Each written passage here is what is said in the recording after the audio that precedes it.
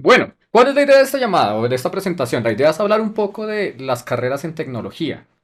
Hablaba yo con Jonathan de que yo me recuerdo que cuando yo estaba en la Nacho y yo estaba estudiando, pues poco nos hablaban en ese momento de, bueno, qué roles hay, qué tipos de trabajos hay, qué es lo que hacen los diferentes tipos de trabajo dentro de una compañía y qué puede esperar más o menos uno, o sea, cuál es la idea de esos roles. Entonces, la idea es dar una introducción a algunos de esos roles, no vamos a hablar de todos porque hay un montón, y de los diferentes roles, darles un listado de lenguajes o librerías en caso de que ustedes digan, ah, ese rol me llamó la atención, me gustaría aprender un poco más o me gustaría meterme en ese cuento, entonces que sepan de pronto qué lenguajes o qué librerías pueden comenzar a mirar, si es de su interés.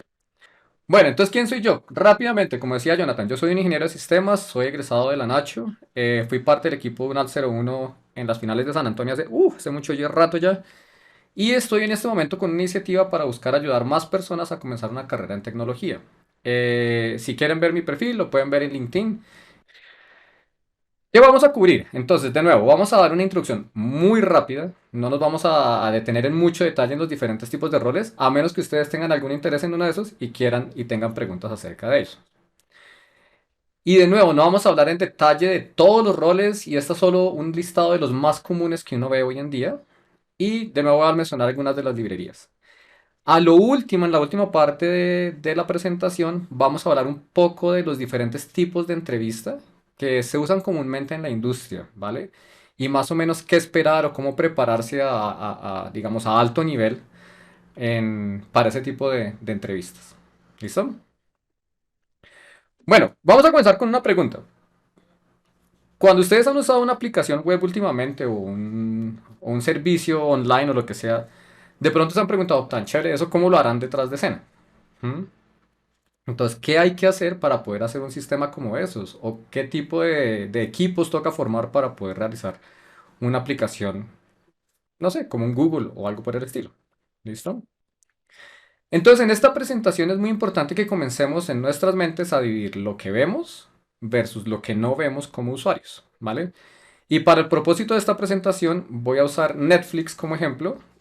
Yo no trabajo para Netflix, solo estoy usando Netflix porque la mayoría sabe qué es Netflix o sabe que es un servicio de streaming y de pronto sabemos a qué se refiere, a qué me estoy refiriendo con un servicio de estos.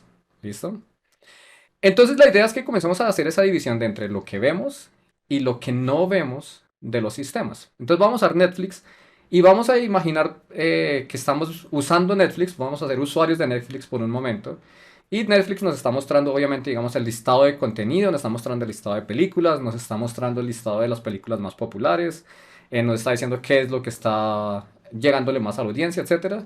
Y obviamente en algún momento le haremos clic a alguna de las películas o alguna serie o algún documental y comenzaremos a ver ese contenido. ¿Listo? Entonces, notas importantes, un par de notas que hablamos con Jonathan que es importante cubrir. No vamos a cubrir todos los roles, solo los que más comúnmente se encuentran en este momento en el mercado.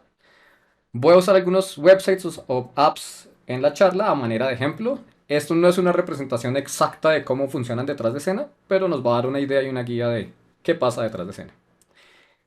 Y de igual manera, los lenguajes y las librerías que voy a poner en las listas son solo algunos ejemplos, ¿vale? Hay muchas más cosas en la industria que ustedes pueden encontrar, muchas más cosas en el mercado, pero esto es para darles una guía de pronto qué lenguajes o qué herramientas pueden comenzar a mirar.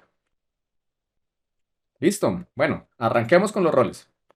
Entonces, como usuario de cualquiera de estas aplicaciones, lo primero con lo que nos encontramos obviamente es la interfaz de usuario, ¿cierto? Entonces, ¿cómo vamos a interactuar con ese sistema? Si estamos en Netflix, de pronto desde el computador, por ejemplo, pues muy posiblemente hacer una página web en el browser donde vamos a comenzar a navegar el listado de contenido, etcétera. Para realizar ese frontend, esa parte de cara al usuario, generalmente se encuentran tres tipos de roles diferentes, son los más comunes que ustedes van a encontrar. Ustedes van a encontrar lo que llaman frontend developers, que son las personas que se encargan obviamente de hacer todo el código, echar todo el código de ese website o de esa aplicación móvil, de esas cosas que el usuario ve. Y van a haber otros dos tipos de roles en el mercado, que son los UI designers, los diseñadores de interfaz de usuario, y los UX designers, que son los diseñadores de experiencia de usuario. Son dos roles que dependiendo de la compañía, hay veces una sola persona haciendo ambas cosas, o una sola persona haciendo las tres cosas que estoy mostrando ahí, ¿vale? Dependiendo del tamaño de la compañía, pero son roles obviamente diferentes. Entonces, el frontend developer, dependiendo del tipo de aplicación, el tipo de frontend que esté desarrollando, pues obviamente va a usar un set de tecnologías diferentes. ¿A qué me refiero? Entonces, por ejemplo, si el frontend developer, es un web developer, los lenguajes que comúnmente se usan son TypeScript y JavaScript, obviamente HTML y CSS. Y es importante comenzar a ver herramientas de diseño como por ejemplo Adobe XD o Figma, y ya ahorita les cuento por qué. Y hay un set de librerías que ayudan a desarrollar aplicaciones web. De pronto algunos de ustedes ya las han visto, las han usado antes, como React o Angular. Entonces el desarrollador web, el desarrollador frontend, tiene que familiarizarse con estas herramientas usualmente. Dependiendo de la compañía, obviamente puede que usen una herramienta o la otra. ¿Qué son estas herramientas de diseño como Adobe XD o Figma? Es la manera en la que los diseñadores de interfaz de usuario, los UI designers y los UX designers, se comunican en general con los desarrolladores. En estas herramientas de diseño es donde los diseñadores van a crear esos prototipos, lo que son como mockups o frames o wireframes de la interfaz de usuario, para entregársela a los desarrolladores y decir, mira, esto es lo que tenemos que desarrollar. ¿Vale? Entonces es importante comenzar a familiarizarse con esas herramientas. Adobe XD tiene sí, todavía tiene una licencia que es gratis, entonces uno puede comenzar a descargarla y jugar con eso pues para proyectos que no sean profesionales. Bueno, pero ¿cuál es la diferencia entre el UI designer y el UX designer entonces en una compañía? ¿Cuál es la diferencia entre esos dos roles? El UI designer es la persona que se encarga de definir el estilo, por ejemplo, de cómo se va a ver la interfaz de usuario. Asegurarse que los paletas de colores se vean bien, que el estilo sea consistente, etc. Pero ¿qué pasa si, bueno, puede que Netflix se vea muy bonito, pero si llega un usuario y no sabe cómo usarlo, no sabe cómo navegar la aplicación, pues no sirve de nada que se vea bonito. Ahí es donde entra el UX designer.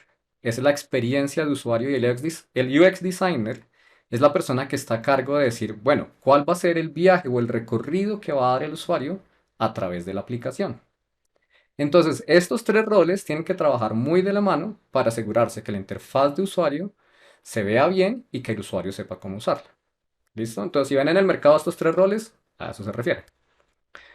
Bueno, vamos a otro ejemplo. Entonces, frontend developers de nuevo, dependiendo del tipo de aplicación que estemos desarrollando, diferentes tecnologías. Si estamos desarrollando juegos, por ejemplo, usualmente, pero no necesariamente, el lenguaje de programación que usan los game developers no es TypeScript y JavaScript, aunque pueden usarlo, hay motores de juego que funcionan en JavaScript, pero generalmente usan motores de juego que están escritos en C++, C Sharp y otros lenguajes. Voy a poner aquí en el chat un par de Game Engines, porque no sé si los conozcan. Hay uno que se llama Unity 3D y hay uno que se llama Unreal Engine. ¿Vale? En caso de que a ustedes les interese el desarrollo de juegos, pueden comenzar a mirar este tipo de herramientas. ¿Listo? Si por el contrario el frontend developer está desarrollando aplicaciones móviles, en ese caso se llama un mobile developer. Y si está desarrollando aplicaciones para Android, usa Java o Kotlin. Y si está desarrollando aplicaciones para iOS, en general hoy en día usan un lenguaje de programación que se llama Swift. Hay otro lenguaje de programación que se llama Objective-C que también se usa para Apple, para dispositivos Apple, pero está siendo reemplazado por Swift rápidamente. Hay un último tipo como de aplicaciones que están surgiendo mucho en el mercado, y ya les cuento por qué comenzó a surgir, que se llaman las aplicaciones híbridas.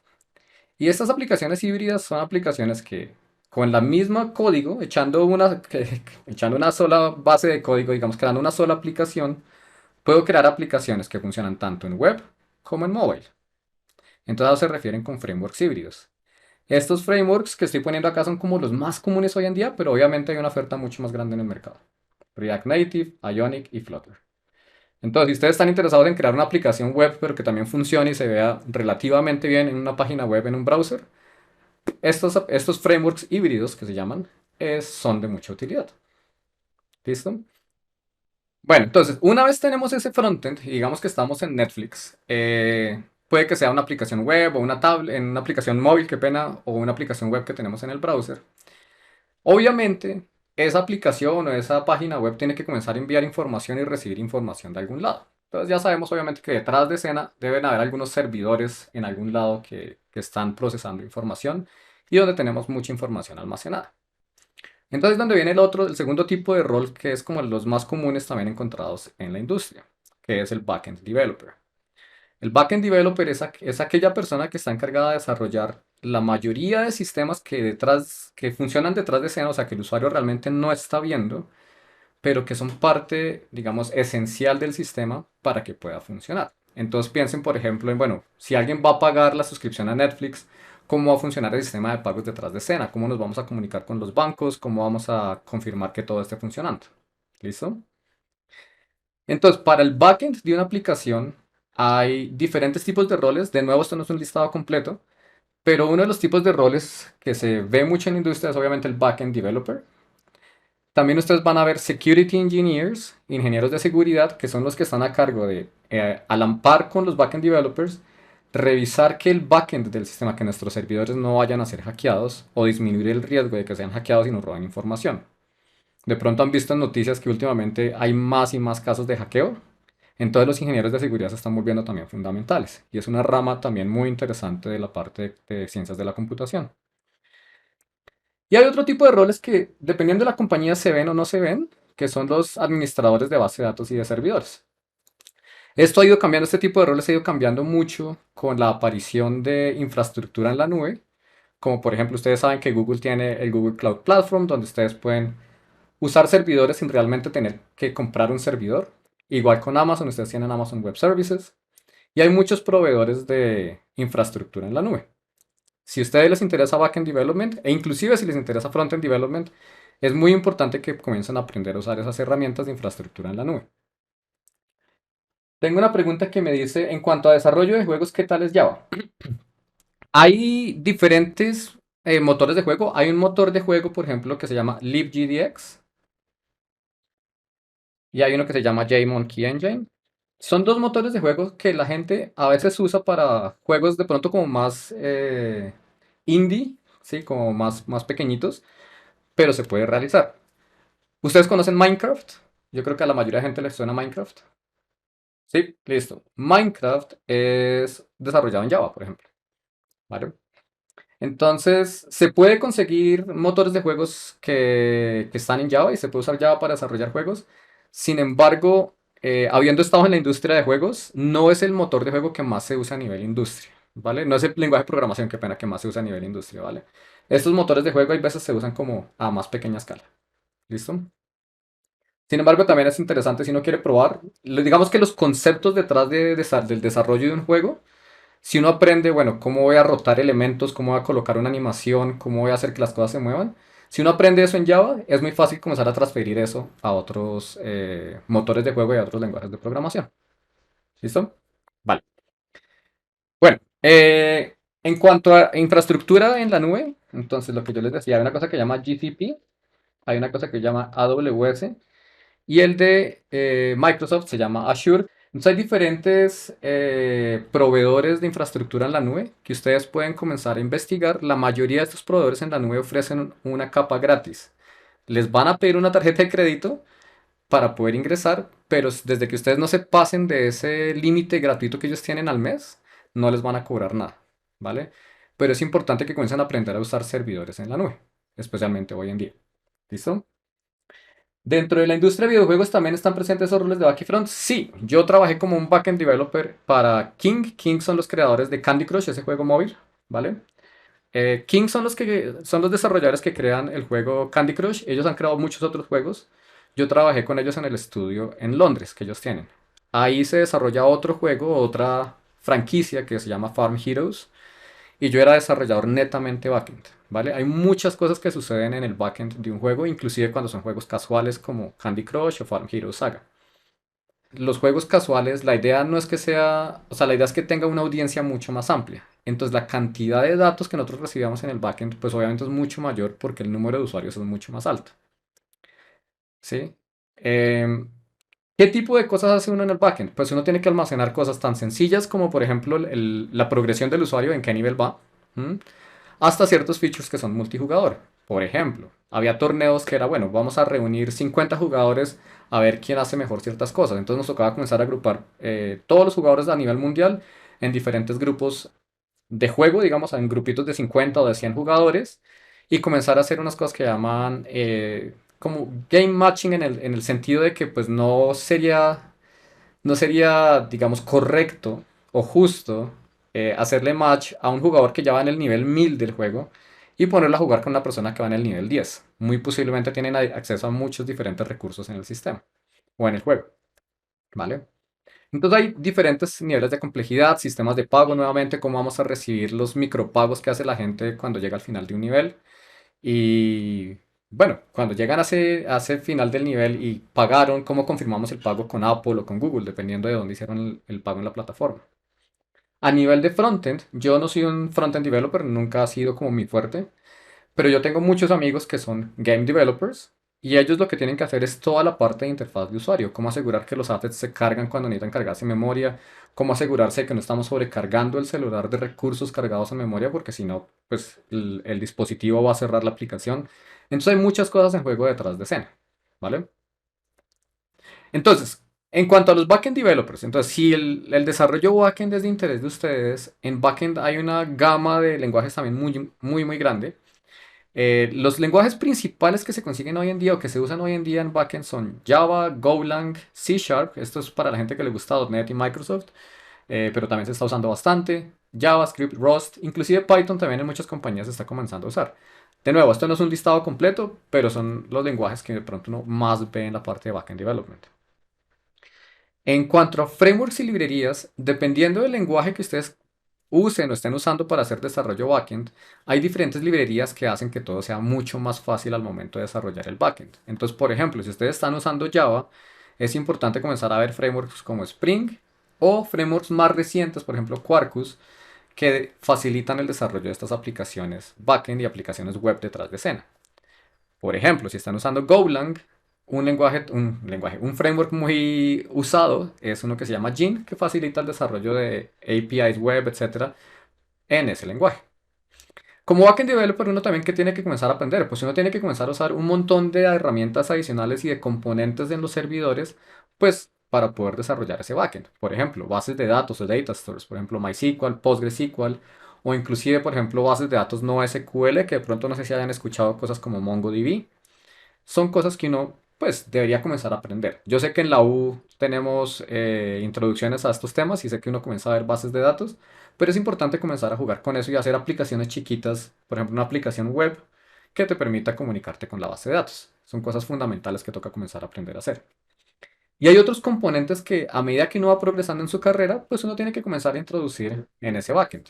Por ejemplo, sistemas de cacheo, porque si uno tiene, no sé, millones de usuarios y todos le están pegando a la base de datos, muy posiblemente esa base de datos no va a dar abasto. Entonces, ¿cómo podemos cachear esa data en memoria para aliviar un poco la carga de la base de datos? Entonces, es donde entran los sistemas de caching a jugar un papel muy importante. Y un sistema muy usado en el mercado, de nuevo no es el único, es Memcached. Redes de distribución de contenido o Content Delivery Networks también se vuelven fundamentales cuando uno quiere tener una audiencia a nivel mundial. Y proveedores de infraestructura cloud, que son los que ya puse en el chat. Bueno, hay otro componente en el backend que se está volviendo muy popular en el mercado hoy en día y de pronto ya lo hayan escuchado, de pronto algunos de ustedes no, pero hablemos un poquito de eso. Entonces digamos que estamos en Netflix, estamos usando nuestra aplicación web y estamos enviando y recibiendo data del backend que acabamos de ver. Por ejemplo, ingresamos al sistema, nos mostró el listado de películas después de descargarlo los servidores. Y cuando le hicimos clic a la película, del servidor comienza a hacerle streaming a la película que seleccionamos. ¿Qué sucede? Que a medida que estamos interactuando con esa aplicación, hay otro set de data que comienza a ir a los servidores de las diferentes compañías. Y ese set de data es más usado para la parte de analíticos. Y ya voy a entrar un poquito en detalle a qué me refiero con analíticos. Pero desde el punto de vista, digamos, cuando uno está por fuera de la compañía, es otro sistema backend, pero su propósito es totalmente diferente y los roles que se ven en esa parte de las compañías son diferentes. Dos de los más comunes, de nuevo no son los únicos, son los ingenieros de datos y los científicos de datos. Entonces, ¿para qué se usa esta data analítica que comenzamos a enviarles detrás de escena sin querer queriendo a estas compañías? Pues con esa data analítica es que Netflix comienza a calcular, hey, ¿cuáles son las películas más populares en Colombia o en Estados Unidos? ¿Sí? O qué es, no sé si la interfaz de usuario que tenemos en este momento para seleccionar películas está funcionando de una manera correcta. ¿Cuánto tiempo se está quedando la gente en esa página antes de seleccionar una película y comenzar a verla? Entonces, dependiendo de la compañía, algunas compañías capturan mucha más data que otras para identificar cómo los usuarios están usando esa aplicación, ¿vale? Por ejemplo, una métrica que es muy importante en las compañías se llama la tasa de conversión, el conversion rate. ¿A qué significa? ¿Y qué significa eso? Depende de lo que estemos hablando, pero por ejemplo, imagínense que ustedes tienen una página web donde estén tratando de vender algo, ¿sí? Digamos que ustedes están vendiendo un producto a $100 y necesitan traer usuarios a esa página para vender ese producto. Entonces, el conversion rate es el porcentaje de personas que ustedes logran atraer a esa página, cuántos están haciendo clic al botón de comprar. Y hay otro conversion rate, es, bueno, de esos que hicieron clic en comprar, cuántos realmente compraron el producto a final del día. ¿Mm? Esas métricas le permiten a las compañías saber si de pronto les toca hacer cambios en la interfaz de usuario o cambios en la publicidad, etcétera. Y ahí es donde entra todo este rol de analíticos, ¿vale? ¿Qué sucede? Ahí tenemos dos roles principales, de nuevo hay más detrás de escena. Uno de ellos son los ingenieros de datos. ¿Qué es lo que hacen los ingenieros de datos? Ellos son los que colocan todo el sistema, toda la infraestructura en una compañía para poder recibir todo ese volumen de datos. Generalmente los sistemas de analíticos reciben un volumen de datos muy, muy altos. Ahí es donde vienen los términos de Big Data, por ejemplo. Y lenguajes populares que se usan ahí son Java, Scala y Python. Y obviamente un ingeniero de datos tiene que saber SQL, pues para poder muy posiblemente interactuar con muchos de los data stores que hay detrás de escena. No es necesario saber SQL, pero es muy importante tener un conocimiento en ese sentido. ¿Y cuál es la idea? Pues bueno, si vamos a recibir, por ejemplo, si somos Netflix y cada segundo tenemos, no sé, X millones o X miles de usuarios conectados y cada vez que le hacen clic a un botón estamos recibiendo un set de analíticos en nuestro sistema, pues es un volumen de data bastante grande. Entonces ahí hay frameworks que existen en el mercado, especialmente en open source, que se vuelven muy populares. Por ejemplo, ustedes, no sé si han escuchado de la Fundación Apache. ¿Les suena Apache a algunos de ustedes o a todos? Sí. Listo, bueno.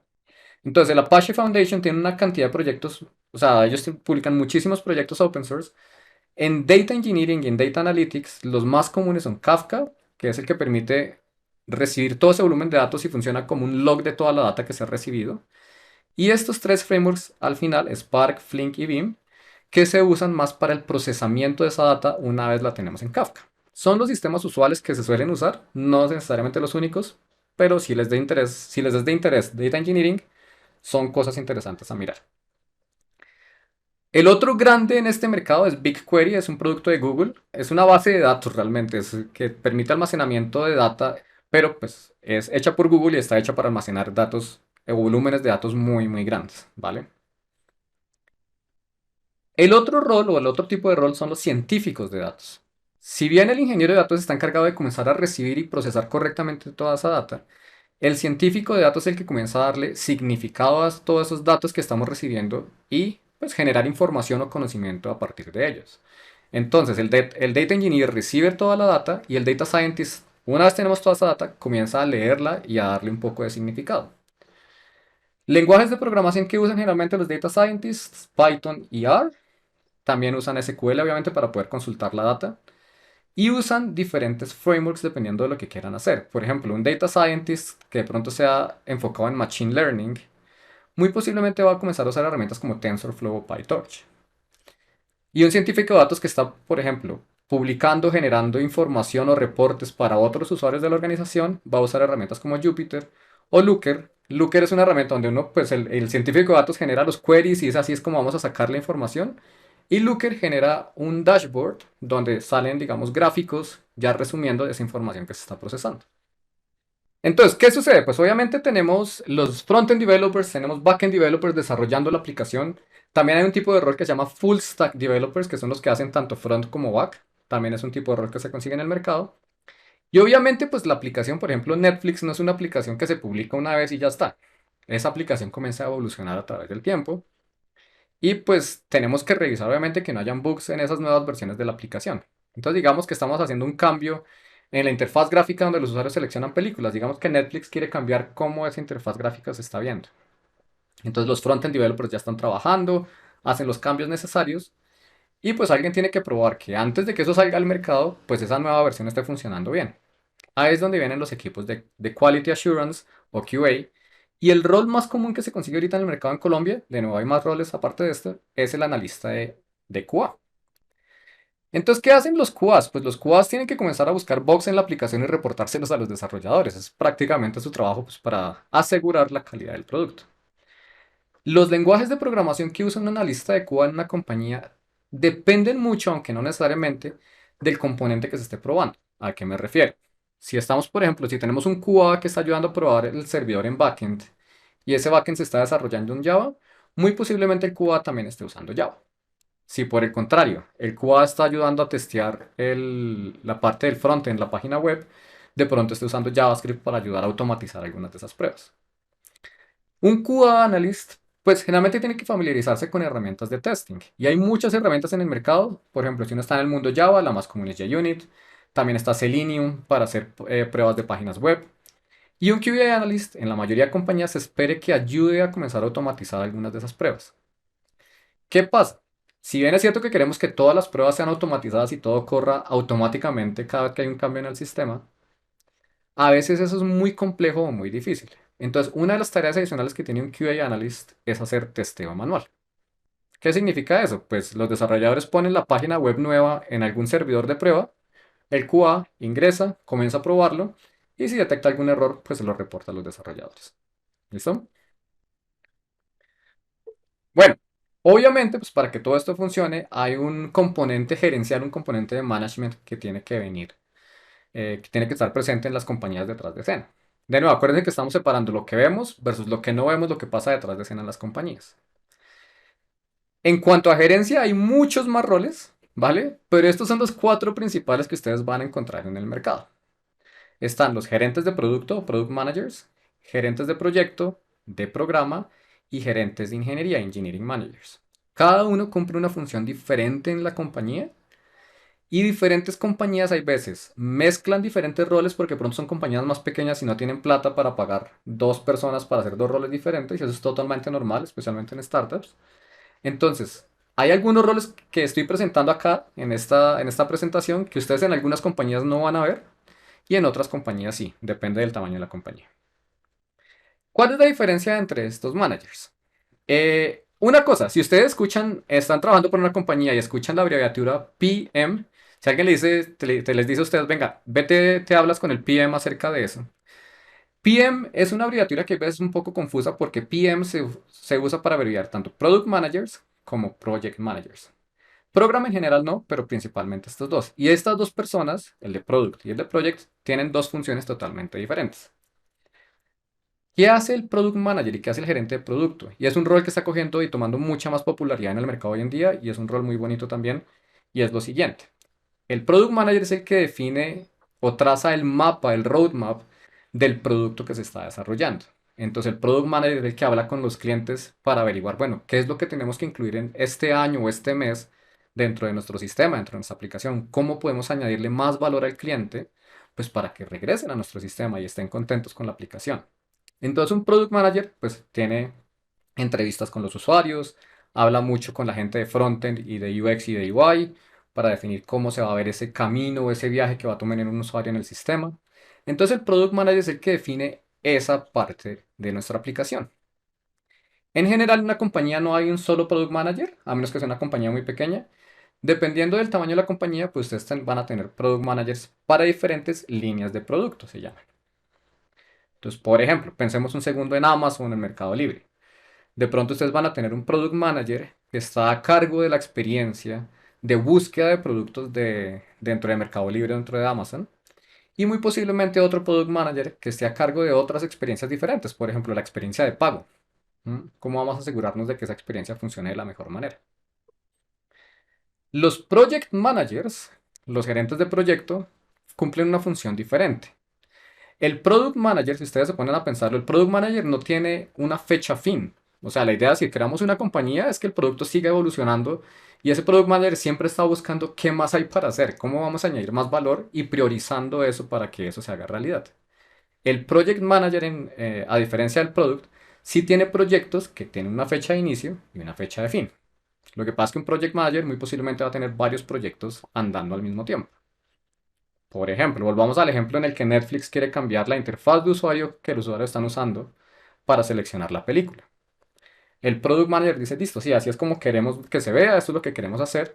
El Project Manager es el que dice, listo, entonces para eso vamos a necesitar tantas personas, tantos desarrolladores. Déjame hablo con el Engineering Manager para que nos dé un estimado de tiempo.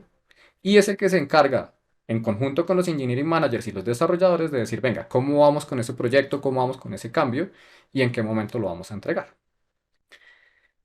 ¿Qué son los Program Managers? Los Program Managers, si ustedes encuentran una compañía que es un poco más grande o entran a trabajar para una compañía un poco más grande, hay múltiples proyectos que de pronto están atacando un mismo programa, se llama. Entonces los programas son colecciones de proyectos dentro de una compañía que están interrelacionados. De pronto es para mejorar toda la experiencia de pago y toca cambiar 5 o 6 componentes en diferentes sistemas. Entonces va a haber diferentes proyectos andando al mismo tiempo, todos apuntando al mismo programa.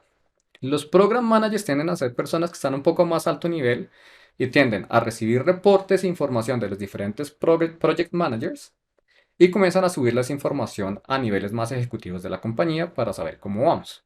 Entonces, por ejemplo, los CTOs, al gerente de tecnología, ¿sí? O al CEO, por ejemplo, al presidente, en caso de que el presidente esté muy pendiente de alguno de esos programas en particular, ¿vale? Si ustedes están en un equipo de ingeniería, ese rol más de talento humano, un poco hay un componente muy grande de talento humano dentro de Engineering Management, dentro de los gerentes de ingeniería. Estos son desarrolladores o personas de tecnología que ya han crecido en su carrera y ya están manejando equipos de tecnología como tal. Dependiendo de la compañía y dependiendo del tamaño y del nivel de seniority que tiene un engineering manager, pueden manejar equipos de desarrollo de 5 o más personas. Yo conozco engineering managers que pronto tienen 20 personas a su cargo. Lo que pasa es que ya es un número que ya es un poco más difícil de manejar. Lo usual es entre 5 y 10 desarrolladores por engineering manager.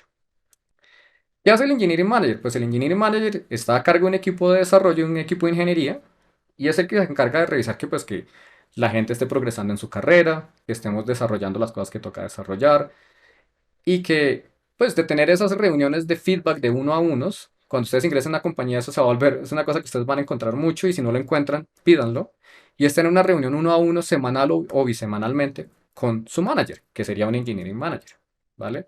Para saber ustedes cómo van en la carrera, si voy bien dentro de la compañía, cómo puedo mejorar y qué puedo hacer para seguir creciendo, ¿vale? Esos engineering managers, obviamente, pues tienen la palabra engineering ahí, hay un componente de ingeniería. ¿M?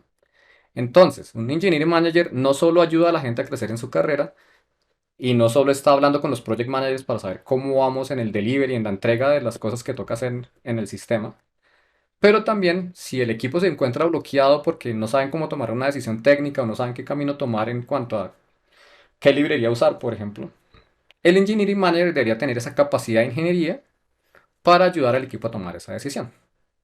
¿Listo?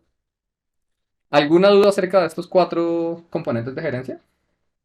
El líder técnico de desarrollo, en algunas compañías, digamos que cumplen funciones muy complementarias, muy similares. Y en algunas compañías tú no vas a encontrar el rol Engineering Manager como tal, sino vas a encontrar el rol de Tech Lead o de líder de programación. Entonces depende un poco de la compañía.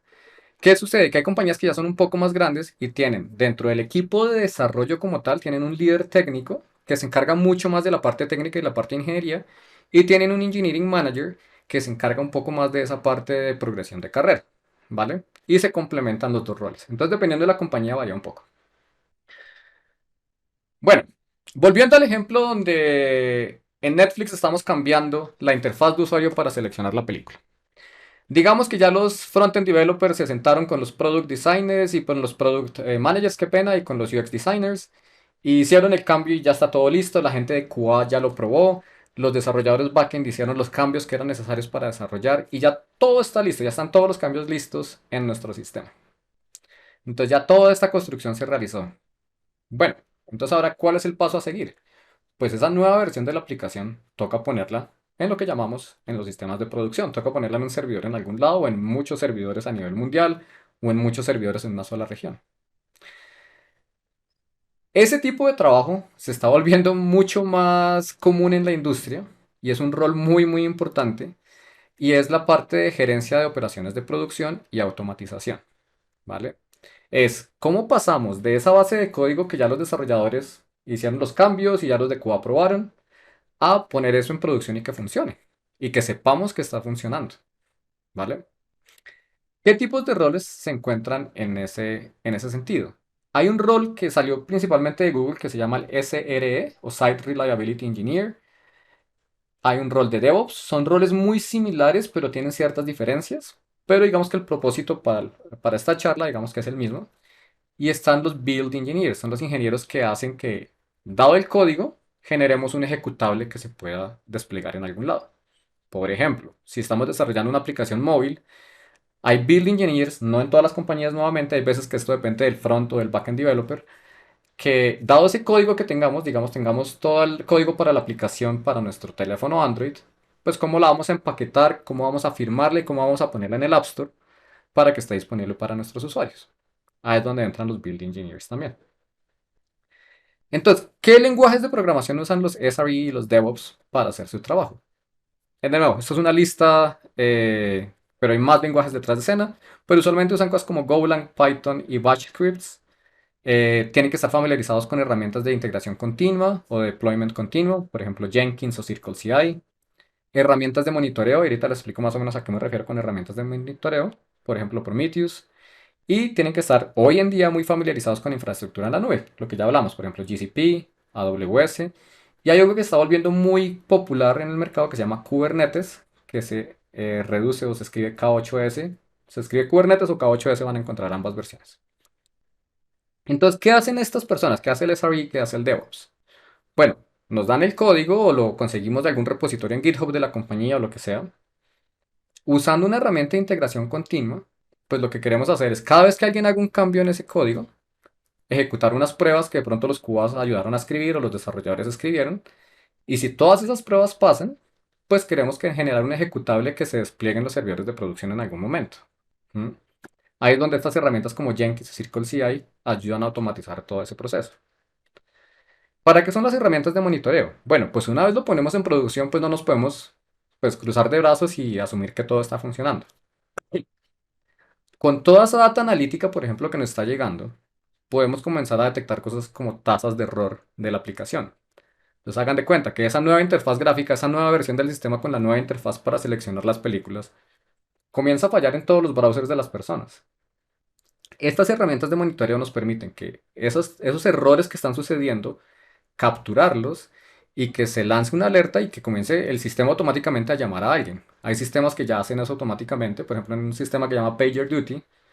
Si alguno de ustedes ya está trabajando, muy posiblemente estén familiarizados con eso, donde si el sistema bota una alerta, llama a alguien, no importa la hora que sea. Pero es mejor eso a tener cientos de usuarios pues molestos con la aplicación porque pues de repente dejó de funcionar y no hay nadie respondiendo, ¿vale? Entonces para eso, o esa es una de las cosas por las cuales estamos usando herramientas de monitoreo hoy en día. ¿Listo? Bueno, una cosa que de pronto habrán visto hasta ahora es que no he hablado mucho de los equipos de desarrollo, ¿vale? Pero pues obviamente estas personas que acabo de mencionar, estos roles, pues no se sientan por sí solos a trabajar cada uno en su propia casa. Todas estas personas pues están trabajando dentro de diferentes equipos de desarrollo. Usualmente dentro de una sola compañía van a haber múltiples equipos de desarrollo. Los equipos de desarrollo dentro de una compañía suelen ser, dependiendo de la compañía, entre 5 y 10 personas usualmente. Y estos equipos de desarrollo pueden estar alineados de diferentes maneras. Está lo que se llama la alineación vertical, alineación horizontal o híbridos. ¿A qué me refiero con alineación horizontal? Comencemos por ahí. En una compañía que use alineación horizontal, si ustedes tienen 10 backend developers dentro de esa compañía, esos 10 backend developers se van a sentar o van a formar un equipo de desarrollo backend. Y si tienen 6 frontend developers, esos 6 frontend developers van a ser un solo equipo que va a ser el equipo de frontend development. Y esos dos equipos pues obviamente van a tener que charlar entre sí para desarrollar las cosas que toca hacer en el sistema. Entonces, si eso es horizontal, bueno, entonces ¿cómo será vertical?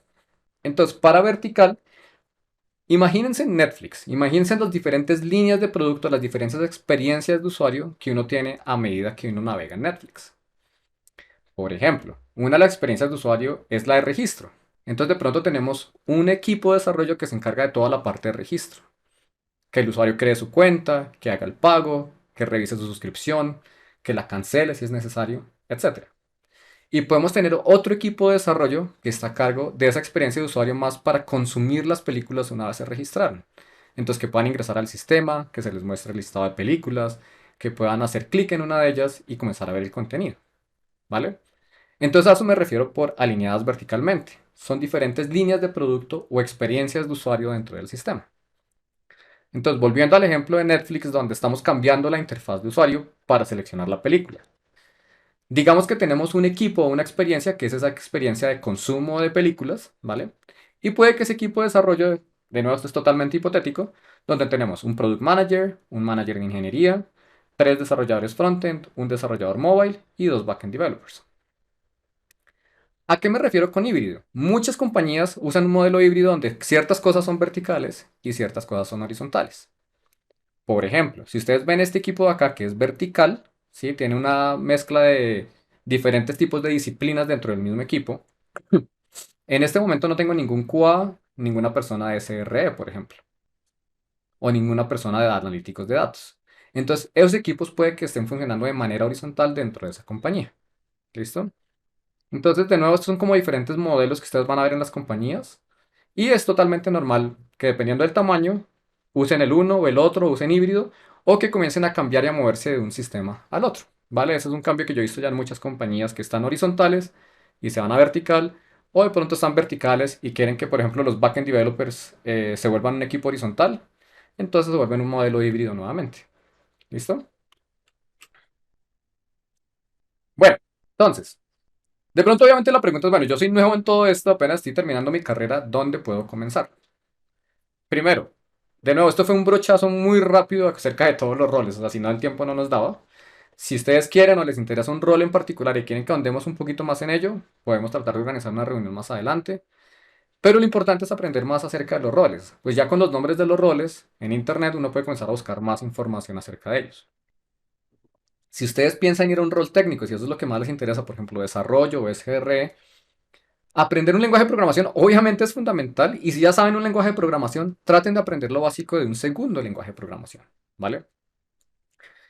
Una cosa, un componente muy importante, de pronto ustedes que están aprendiendo programación, de pronto ya se han encontrado con eso, es evitar la cultura del desprecio. En inglés, esto se llama contempt culture, ¿vale?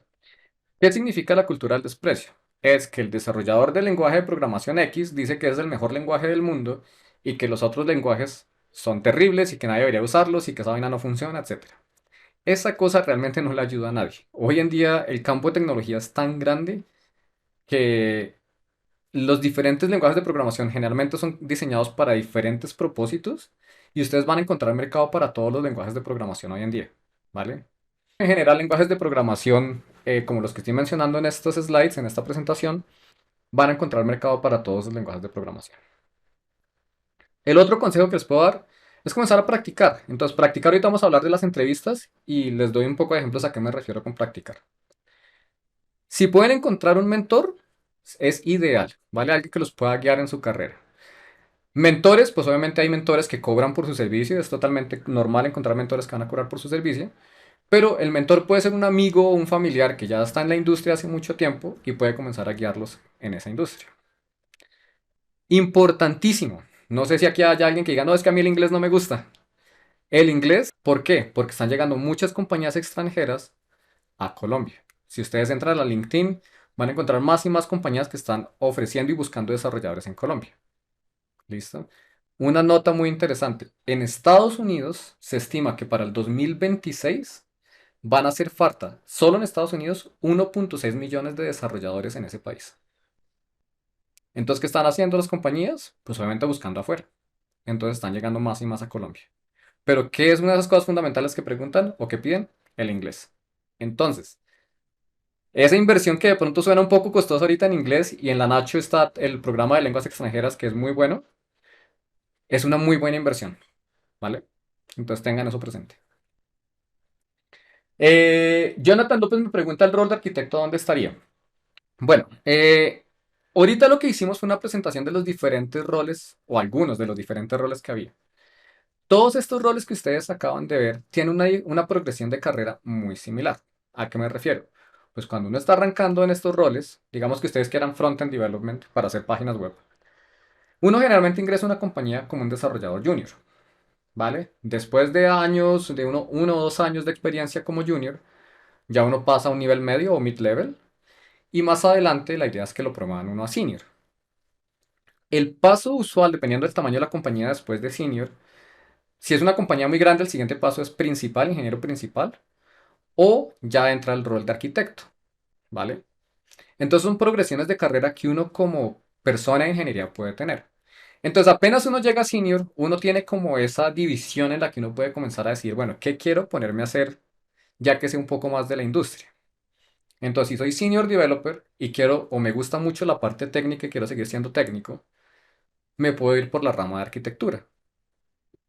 Y no tiene que ser arquitectura a nivel general, o sea, que ustedes sepan todo de todo, pero ustedes pueden, por ejemplo, enfocarse en arquitectura backend, que si ustedes miran mi perfil, ahí es donde yo me he enfocado, ¿vale? ¿Qué otra opción tiene uno? Pues cuando ya estoy como senior developer, de pronto quiero irme más por el lado gerencial. Entonces de pronto me quiero ir por engineering management, ¿sí? Gerencia de ingenieros y comenzar a liderar equipos, ¿vale? No sé si eso responde a tu pregunta, Jonathan. Listo. ¿Cuánto gana cada uno de los roles? Eh, yo he escuchado que ingeniero de datos gana más que un desarrollador de software. No necesariamente, yo creo que ambos, es que depende mucho de la compañía y de la industria que tú estés mirando. ¿Qué sucede? Pues que como la ingeniería de datos ahorita es un rol relativamente nuevo, por lo menos aquí en el país, pues obviamente no hay mucha oferta. Entonces, pues eso ayuda si uno quiere volverse ingeniero de datos o ingeniero o científico de datos, qué pena. Entonces, pues eso te va a ayudar obviamente a conseguir muy posiblemente un salario un poco más alto. Pero no es necesariamente así, ¿vale? Entonces, depende mucho del seniority, depende mucho de la compañía a la que ustedes vayan a ir.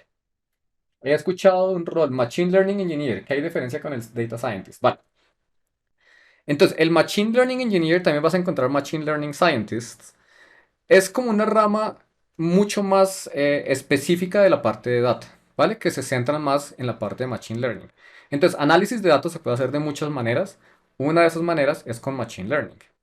Inclusive, hay un rol aún más específico. Si tú tienes toda la parte de Data Engineering o Data Science, tienes Machine Learning Scientists que se encargan más de la parte de Machine Learning dentro de todo lo que es ciencia de datos. Y hay uno que se llama Deep Learning. Deep Learning se ha vuelto muy popular gracias a Google, digamos que principalmente a Google, eh, pero es un rol mucho más particular, ¿vale? Es un nicho de mercado y no todas las compañías tienen suficiente data en sus sistemas para poder hacer Deep Learning, ¿vale?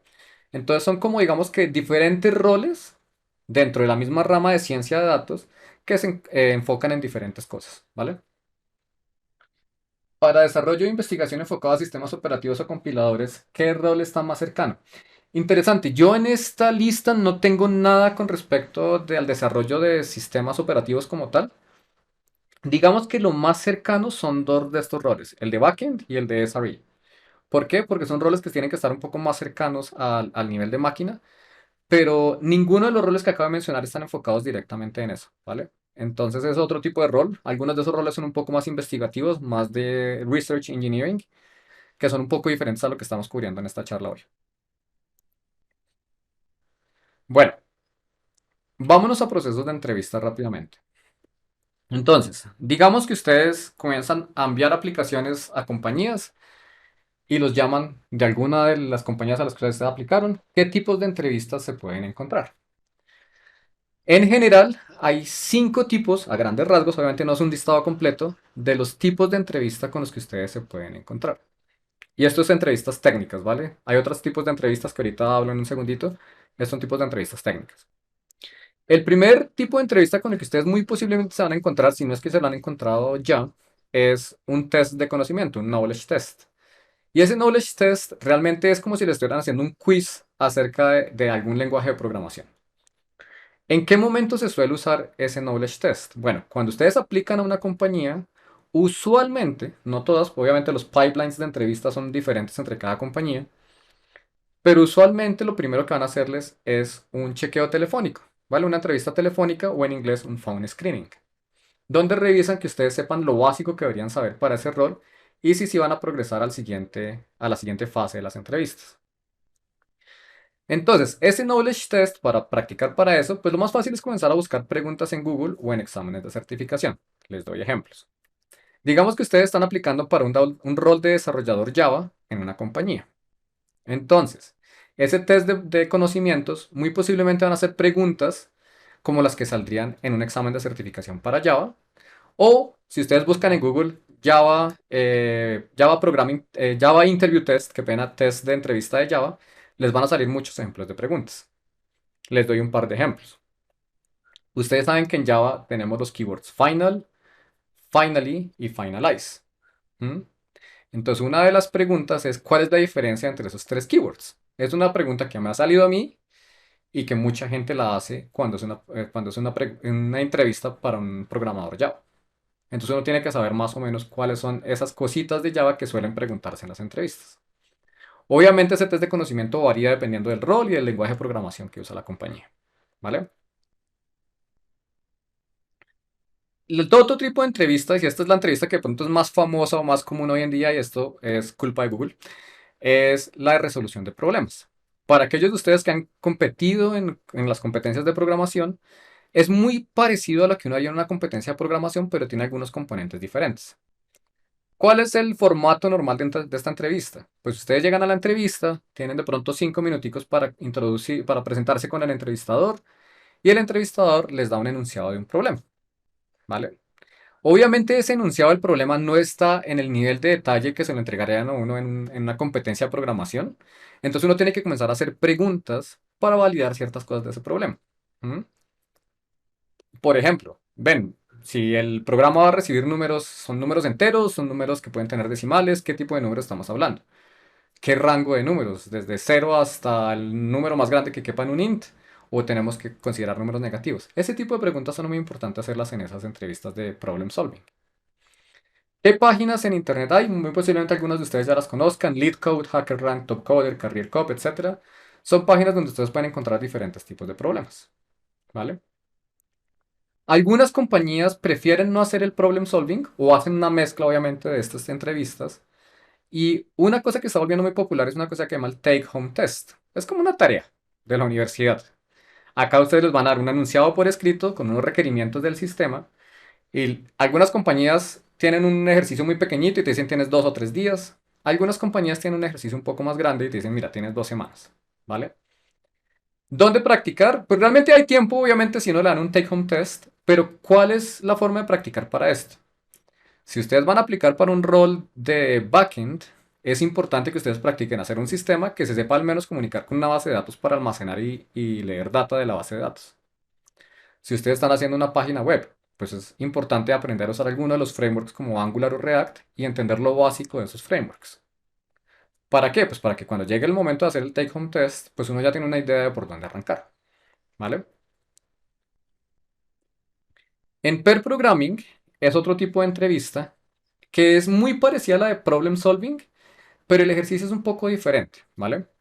En la de pair programming, la idea es que el entrevistador se sienta con uno y él va a ser el pair programmer. Él quiere ver a uno como programa. Y en este tipo de entrevistas generalmente te piden desarrollar un sistema muy básico. De nuevo, si estás haciendo un sistema de backend, pues hacer un sistema de backend muy sencillito o hacer cierto problema que ellos te van a dar. Pero la idea aquí es que pues, se sienta más como un ambiente laboral donde el entrevistador es como si fuera un compañero tuyo de trabajo. ¿Listo? Pero la idea es que ellos quieren verlo a uno programar en vivo. Y la última es la de diseño de sistemas. ¿Dónde pueden ustedes ver ejemplos de entrevistas de diseño de sistemas? En Google, si ustedes buscan System Design Interviews, van a ver diferentes ejemplos de algunas de estas. Y en YouTube hay un par de entrevistas grabadas que ustedes pueden ver. Hay unas muy buenas, otras no tan buenas. La mayoría están en inglés, es lo único, ¿vale? ¿Cuáles son estas entrevistas de diseño de sistemas? Esta también la hacen muy comúnmente en Google ya para roles permanentes. No generalmente no la hacen para pasantías, pero muchas veces la hacen ya para cuando uno quiere un rol más permanente en Google. Y es la que ayuda a determinar el seniority de la persona. ¿Qué tipos de preguntas se pueden hacer en una entrevista de diseño de sistemas? Una pregunta como, por ejemplo, ven, queremos desarrollar el siguiente Gmail, ¿cómo lo harías? Y eso es todo lo que te dicen al comienzo de la entrevista. Estas entrevistas suelen durar más o menos 45 a 60 minutos, y la idea es que en los primeros 10-15 minutos y después a lo largo de la entrevista, pues uno tiene que comenzar a sacarle información al entrevistador, tratar de aclarar esos requerimientos.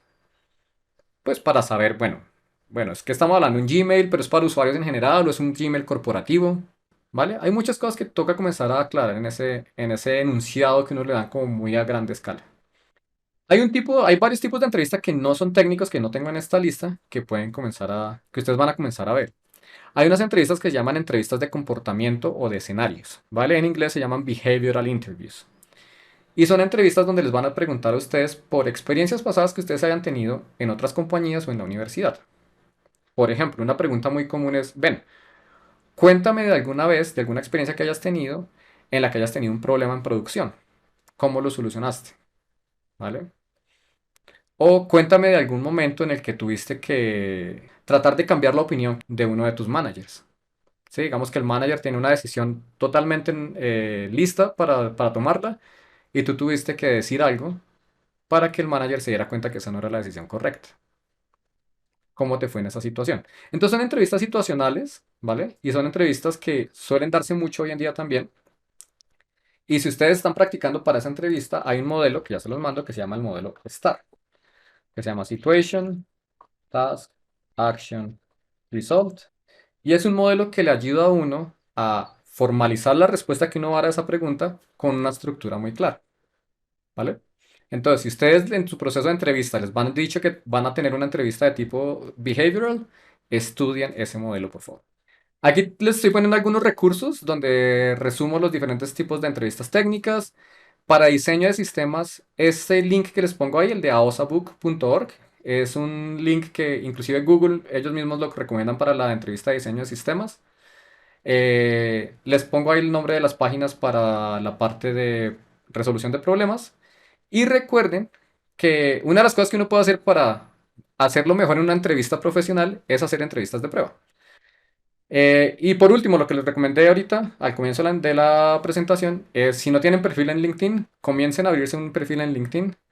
Muchos reclutadores usan eso para buscar personas y hay muchas compañías publicando roles, publicando cosas que pueden que sean de su interés. ¿Listo? Bueno, eso era todo, tiempo.